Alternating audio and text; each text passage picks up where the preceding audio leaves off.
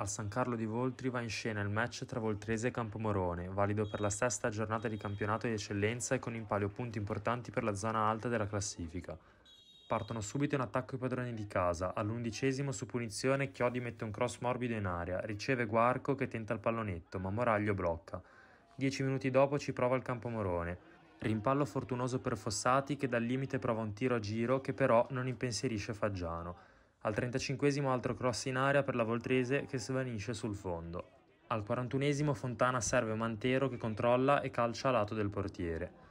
2 minuti dopo Scala tocca morbido per Galli che di testa non centra la porta.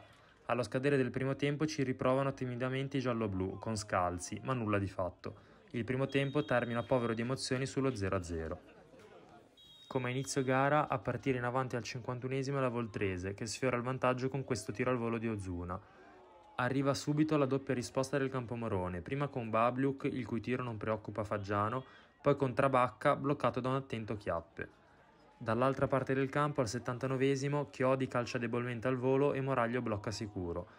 L'unica azione degna di nota arriva al 43°, quando su una rimessa lunga in aria e su una doppia spizzata di testa Marzi sigla il gol partita, sul quale i padroni di casa protestano una possibile rimessa irregolare a causa di un piede oltre la linea laterale. Rivediamo il tutto. Nel recupero la Voltrese tenta il tutto per tutto con Fundoni, il cui tiro cross viene messo in angolo da Moraglio. Termina 0-1 per il Campomorone, una partita povera di emozioni. Gli ospiti consolidano il terzo posto a quota 13 punti, mentre i locali si fermano a 8.